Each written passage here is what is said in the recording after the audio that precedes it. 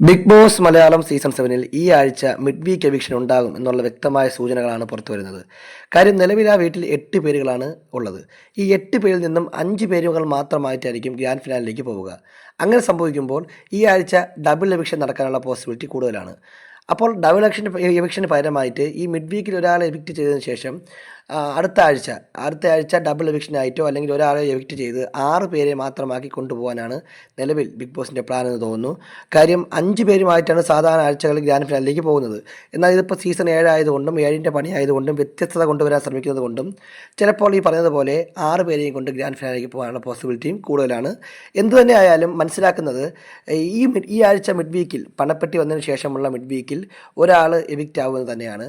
Mid week എവിക്ഷനായിട്ട് ഒരാളെ പുറത്താക്കിയിട്ട് 91st day ഒരാളെ കൂടി പുറത്താക്കും. പിന്നെയുള്ള 6 പേരുമായിട്ട് എങ്ങനെയാണിത് മുന്നോട്ട് പോവുക എന്ന് കാണാനുള്ള കാത്തിരിപ്പിലാണ് ആരാധകരെല്ലാവരും. എന്തായാലും ഇനി 2 ആഴ്ച മാത്രമാണ് അവശേഷിക്കുന്നത്. ഈ 8 പേരിൽ ആരായിരിക്കും ബിഗ് ബോസ് എന്ന് പറയുന്ന സീസൺ 7ൻ്റെ ആ വിജയ കിരീടം ചൂടുന്നത് എന്ന് കാണാൻ എല്ലാ ആരാധകരും പ്രേക്ഷകരും എല്ലാവരും ഒരുമിച്ചിരിക്കുകയാണ്. നിങ്ങളുടെ അഭിപ്രായത്തിൽ ആരാണ് ഈ സീസൺ വിജയിക്കാൻ ഏറ്റവും അനുയോജ്യർ എന്നുള്ള കാര്യം കമൻറ്റ് ബോക്സിൽ രേഖപ്പെടുത്തുക. ബിഗ് ബോസുമായിട്ട് ബന്ധപ്പെട്ട കൂടുതൽ ലൈവ് എക്സ്ക്ലൂസീവ് അപ്ഡേറ്റുകൾക്കായി നമ്മുടെ ചാനൽ സബ്സ്ക്രൈബ് ചെയ്യുന്ന കാര്യം പരിഗണിക്കുക.